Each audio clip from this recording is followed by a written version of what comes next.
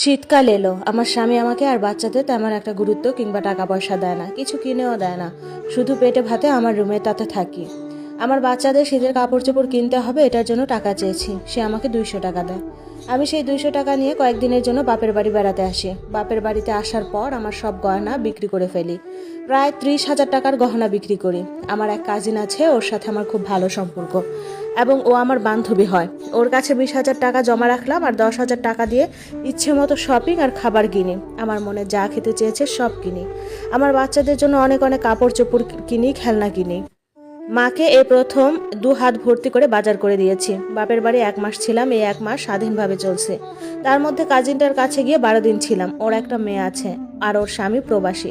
আমার যত সুখ দুঃখের কথা সব ওর কাছে ঢেলে দিতাম। ওরে অনেক আপন মনে হতো। 1 মাস পর শ্বশুর বাড়ি আসি। আমার ছেলেরা বসতে পারে, অল্প হাঁটার চেষ্টা করে।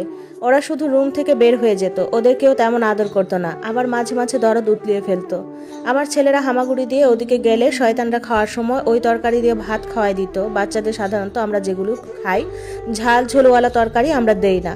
ভাত দিলে নর্মাল সাদা, এর সাথে যে কোনো সবজি পাতিল থেকে ধুয়ে তারপর দেই। কিন্তু ওরা এটা করতো না। আমার বাচ্চাগুলো অনেক কান্না করতো ঝালের জন্য। আমি ওদের মানা করলেও শুনতো না। দেখতে দেখতে আমার জামাইয়ের বউয়ের ডেলিভারির টাইম এলো। ও সিজারে একটি কন্যা সন্তানের জন্ম দেয়। তখন আমার ছোট বাচ্চাটা নিউমোনিয়াতে আক্রান্ত হয়। অনেক ডাক্তার দেখানোর পরেও যখন ভালো হচ্ছিল না, তখন আমি আমার বাচ্চাদের নিয়ে আবার বাপের বাড়ি চলে আসি। এখানে আসার পর আমার কাজিনটা আমার বাচ্চাটাকে মেডিকেলে ভর্তি করিয়ে দেয়। আমার স্বামীকে বলার পরেও দেখতে আসে নাই, কারণ ওর বাচ্চাটা নাকি অসুস্থ, হার্টে কি একটা সমস্যা হয়েছে। আমার বাচ্চাটা মেডিকেলে 3 দিন আইসিইউতে থাকার পর মারা যায়। আমি আইসিওর একদিনের বিল 4,000 টাকা করে দিয়েছিলাম। আমার গহনা বিক্রি করা টাকাগুলো শেষ হয়ে যাওয়ার পর আমার ওই কাজিনটা আমার বাচ্চার মেডিকেলের সমস্ত খরচ বহন করে। আমার ছেলে মারা যাওয়ার পরও ও খবর পাঠানো হলে আমাদের বলে লাশ নিয়ে চলে যেতে ওদের ওখানে। ওরা ওখানে দাফন কাফন করবে। আমি আর যাই নাই। আমি কিরকম ভেঙে পড়েছি আপনারা হয়তো বলে বোঝাতে পারবো না। এই কষ্ট একজন সন্তানহারা মা বুঝে। আমি আমার বাচ্চাকে শেষবারের মতো জড়িয়ে ধরে বলি, বাবা, তোর মা ছাড়া আর কেউ নাই। মা তোরে ভালো রাখতে পারি নাই। আল্লাহর কাছে ভালো থাকিস। তোর জন্মের সময় ওরা ছিল না, মৃত্যুর সময় ওরা নাই। আমার ছেলেকে আমার বাপের বাড়িতে দাফন করি, ওরা কেউ আসে নাই। আমার ছেলের শোকে আমি একদম পাগল দিশেহারা হয়ে গেছি। আমার ছেলের মৃত্যুর 3 মাস পর ওদের বাড়িতে যাই, কারণ ওর বউয়ের মেয়েটা মারা গেছে, সেটা দেখার জন্য যে ওরা কেমন ফিল করছে। ওদের কান্নাটা আমার ভালো লেগেছে, পৈশাচিক হাসি হেসেছি।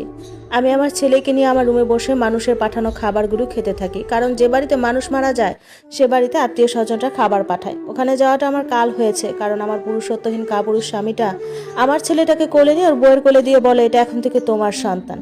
আমি সাথে সাথে কাটার দা দিয়ে বলি, আমার ছেলেকে যে ধরবি তোদের কেটে ফেলবো।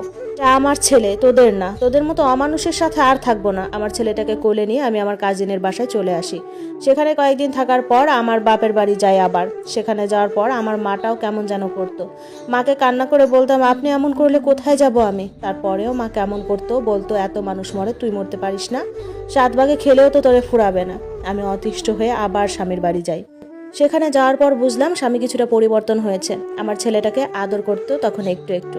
আমার ছেলেকে চিপস এটা সেটা কিনে দিত। আমার সাথে তেমন খারাপ ব্যবহার করতো না, টুকিটাকি খরচ দিত।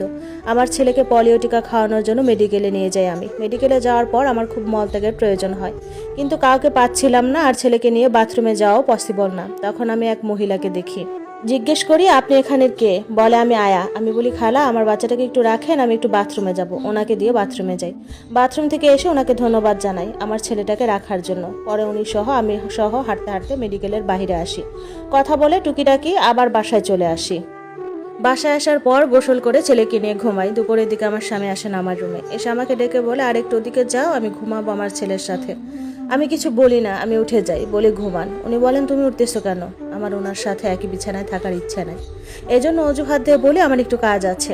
তখন উনি আমাকে কাছে পাওয়ার ইচ্ছে প্রকাশ করেন। আমি ওনাকে বানিয়ে বানিয়ে বলি আমার পিরিয়ড চলছে। আমি রান্নাঘরে এসে ছেলের জন্য খাবার বানাতে লাগলাম। তারপর ছাদে একা একা হাঁটাহাঁটি করে অনেকক্ষণ। রুমে এসে দেখি বাবা ছেলে কি সুন্দর ঘুমাইতেছে। আমার ছোট সন্তানের জন্য অনেক কান্না আসে, আর বলি, হারামজাদা, আল্লাহ তোর বিচার করবেন। আমার জামাইয়ের বয়সে আমার রুমে ওনাকে ঘুম থেকে ডেকে তুলেন। উনি বলেন রুম থেকে বের হতে ইচ্ছে করতেছে না। ওনার কাঁচা ঘুম ভাঙাতে অনেক রেগে যায়। ওরা ঝগড়া শুরু করে। ওদের আওয়াজের শব্দ শুনে আমার ছেলেটা উঠে কান্না শুরু করে। আমি ছেলেকে কুলে নেই। উনি খাট থেকে নেমে ওকে মারতে শুরু করে। তারপর সবাই চলে আসে আমার রুমে। আমি বলি, যা করেন রুমের বাইরে গিয়ে করেন, আমার ছেলে কান্না করতেছে। কয়েকদিন পর আমার ছেলে পাতলা পায়খানা করাতে আমি ডাক্তার কাছে নিয়ে যাই। তো লোকাল সিএনজির জন্য দাঁড়াই, একটা সিএনজি আসে। সিএনজির ভেতরে দেখি ওই খালাটা। ওনাকে দেখে উনি বলেন, কেমন আছো, ভেতরে আসো। সিএনজিতে ওঠার পর উনি জিজ্ঞেস করে কোথায় যাবে। আমি বলি মেডিকেলে। তারপর আমার ছেলেকে কতক্ষণ আদর করে। উনি বললেন ওনার অনেক খিদা লাগছে। উনি ওনার ব্যাগ থেকে একটা সিঙ্গারা বের করে খেতে লাগলেন। আমাকে জিজ্ঞেস করলেন খাবো কিনা। আমি বলি হ্যাঁ দেন খাবো। উনি আমাকে একটা বের করে দিলেন। সিঙ্গারাটা খাওয়ার পর আর কিছু মনে নাই। নিজেকে আবিষ্কার করি একটা গাছের নিচে। কয়েকজন মানুষ আমার মুখে পানি দিয়ে হুঁশ ফিরায়। আমাকে জিজ্ঞেস করে তোমার বাড়ি কোথায়, এখানে কেন আসছো। আমি চারপাশে খেয়াল করে দেখি এক গাছের নিচে, আর জায়গাটা গ্রামের মধ্যে। আমি তখন আমার বাচ্চা কোথায় হাউমাউ করে কান্না শুরু করি আর সব বলি ওনাদের। ওনারা বলেন এটা তো গ্রাম, তোমাকে এখানে দেখি পড়ে আছো, সবাই মিলে তোমার হুঁশ আনলাম। পরে ওনারা আমাকে ঘরে পৌঁছাই দিল। আমার স্বামী এবং সবাই মিলে পুলিশ নিয়ে হাসপাতালটাতে গেলাম। যাওয়ার পর ওনারা সব আয়া সামনে আনলো। বললো এই আয়াগুলোর বাইরে কোনো আয়া নাই, আপনারা কোনো প্রতারকের পাল্লায় পড়ছেন আল্লাহ জানেন। পুলিশের কাছে জিডি করি, পেপার দেই, পোস্টার ছাপাই, কিন্তু আমার বাচ্চাটাকে আর পাচ্ছিলাম না। আমি পাগল পাড়া অবস্থা। আমার কাজিনটা সহ অনেক খুঁজলো। আমার কাজিনটা কয়দিন এসে আমার কাছে থেকে গেছে। দেখতে দেখতে 1 মাস কেটে যায়, আমার বাচ্চাটা আমি আর খুঁজে পাইনি। এটা নিয়ে আমার সাথে সবাই অনেক খারাপ ব্যবহার শুরু করে। আমি কেন বাচ্চার খেয়াল রাখতে পারলাম না, হ্যান ত্যান। আমি সন্তান হারানোর কষ্টে পাগল হয়ে গেছি।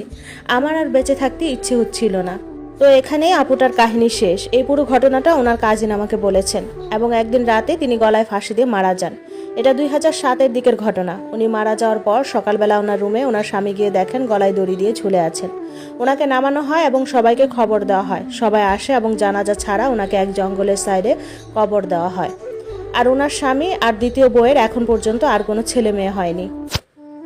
সবাইকে শান্তি দিয়ে এক আকাশ সমান কষ্ট নিয়ে আপুটা দুনিয়া ত্যাগ করে। আল্লাহ ওনার আযাব মাফ করুক এই দোয়া করবেন। আপুটার নাম ছিল তাসলিমা খাতুন।